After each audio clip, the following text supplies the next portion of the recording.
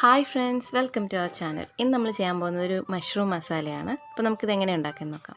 ഇതിലേക്കായിട്ട് ഒരു പാൻ ചൂടാക്കാൻ വയ്ക്കുക. അതിലേക്ക് ഞാൻ ഒരു 2 ടേബിൾ സ്പൂണോളം സൺഫ്ലവർ ഓയിൽ ഒഴിച്ചിട്ടുണ്ട്. ഇപ്പോൾ എണ്ണ നന്നായിട്ട് ചൂടായിട്ടുണ്ട്. ഇതിലേക്ക് ഒരു 2 മീഡിയം സൈസ് സവാള ചെറുതായിട്ട് കൊത്തി അരിഞ്ഞത് ഞാൻ ഇതിലേക്ക് ഇട്ടൊന്ന് വഴട്ടുകയാണ്. അല്പം ഉപ്പും കൂടി ഇട്ട് ഒന്ന് വഴറ്റിയെടുക്കാം. ഇനി നമുക്കിതിലേക്ക് ഇഞ്ചി വെളുത്തുള്ളി പേസ്റ്റാണ് ഇടേണ്ടത്. ഒരു ചെറിയ കഷ്ണം ഇഞ്ചിയും ഒരു 4-5 അല്ലി വെളുത്തുള്ളിയും കൂടി ഇട്ട് അരച്ച പേസ്റ്റാണ്. ഇതും കൂടി ഇട്ട് നന്നായിട്ടൊന്ന് മിക്സ് ചെയ്യുക. ഇനി നമുക്ക് 2 പച്ചമുളക്, കുറച്ച് കറിവേപ്പിലയും കൂടി ഇട്ട് നന്നായിട്ടൊന്ന് വഴറ്റിയെടുക്കാം. ഇതൊന്നൊരു ഗോൾഡൻ ഷെയ്ഡായി വരുമ്പോഴത്തേക്കും മാത്രം നമുക്ക് പൊടികൾ ആഡ് ചെയ്യാം. 1 ടേബിൾ സ്പൂൺ മുളക് പൊടി, 1 ടീസ്പൂൺ മഞ്ഞൾപ്പൊടി, 1/2 ടേബിൾ സ്പൂൺ മല്ലിപ്പൊടി, പിന്നെ 1/2 ടീസ്പൂൺ ഗരം മസാല, 1/2 ടീസ്പൂൺ കുരുമുളക് പൊടി. ഇത്രയും കൂടി ഇട്ട് നന്നായിട്ടൊന്ന് മിക്സ് ചെയ്തെടുക്കുക. ഫ്ലെയിം ഏറ്റവും ലോയിൽ ഇടണം, അല്ലെങ്കിൽ പൊടികൾ കരിഞ്ഞു പോകും. ഇതിൻ്റെ ഒരു പച്ചമണം മാറുന്നവരെ നന്നായിട്ടൊന്ന് മിക്സ് ചെയ്തെടുക്കുക. ഇതിലേക്ക് 2 മീഡിയം സൈസ് തക്കാളിയാണ് കേട്ടോ ഞാൻ എടുത്തിരിക്കുന്നത്. അതിട്ടും കൂടി നന്നായിട്ടൊന്ന് മിക്സ് ചെയ്തെടുക്കുക. ഇതൊന്ന് നന്നായി വഴറ്റിയെടുക്കണം. നമ്മുടെ തക്കാളിയൊക്കെ നന്നായിട്ടൊന്ന് ഉടഞ്ഞു കിട്ടണം.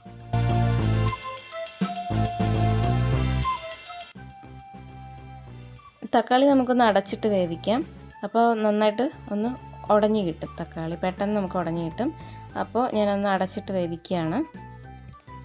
ഇതൊരു 4-5 മിനിറ്റോളം നമുക്കിങ്ങനെ അടച്ചു വെച്ച് വേവിക്കാം. ഞാനിപ്പോൾ തക്കാളി നന്നായിട്ട് വെന്തിട്ടുണ്ട്. ഞാൻ നന്നായിട്ടൊന്ന് മാഷ് ചെയ്തെടുത്തിട്ടുണ്ട്. ഇനി നമുക്കിതിലേക്ക് മെയിൻ ഇൻഗ്രീഡിയൻറ്റ് ചേർക്കാം. നമ്മുടെ മഷ്റൂം. ഇത് ഞാൻ ഒരു 150 ഗ്രാം മഷ്റൂം നന്നായിട്ട് കഴുകി ചെറുതായിട്ട് അരിഞ്ഞെടുത്തിട്ടുണ്ട്. ഇതിലും ചെറുതായിട്ട് അരിയാൻ പറ്റുമെങ്കിൽ അങ്ങനെ അരിയാം കേട്ടോ. ഇത് വേവാൻ കുറച്ച് സമയം എടുത്തു. കുറച്ചും കൂടി ചെറുതായിട്ട് അരിഞ്ഞിട്ട് ഇടുക.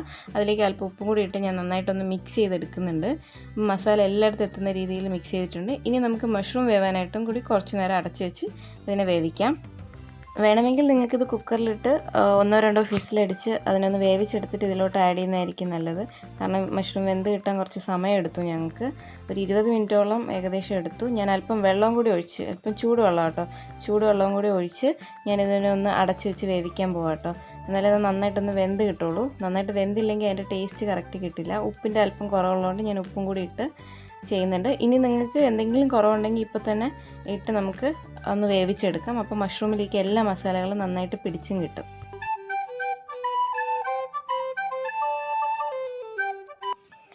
ആ വെള്ളം ഒന്ന് നന്നായിട്ടൊന്ന് വറ്റി ഒന്ന് കുറുക്കിയെടുക്കുന്നതായിരിക്കും നല്ലത്.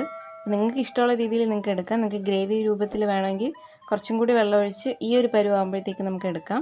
അതായത് നമ്മുടെ മഷ്റൂം നല്ല വെന്തിരിക്കണം, മസാലകളെല്ലാം നന്നായിട്ട് പിടിച്ചിരിക്കണം. ആ ഒരു പരുവാകുമ്പോഴത്തേക്കും ഇപ്പോൾ ഞാനിതൊരു റോസ്റ്റ് രൂപത്തിൽ എടുത്തിട്ടുണ്ട്. അപ്പോൾ നമ്മുടെ മഷ്റൂം മസാല ഇവിടെ റെഡി ആയിട്ടുണ്ട്. ഇത് നമുക്ക് ചോറിൻ്റെ കൂടെയോ ടിഫിൻ്റെ കൂടെയോ നമുക്കിത് സെർവ് ചെയ്യാം. അപ്പോൾ നിങ്ങൾക്ക് ഈ വീഡിയോ ഇഷ്ടമായെന്ന് വിശ്വസിക്കുന്നു. അപ്പോൾ എല്ലാവർക്കും താങ്ക്സ് ഫോർ വാച്ചിങ്.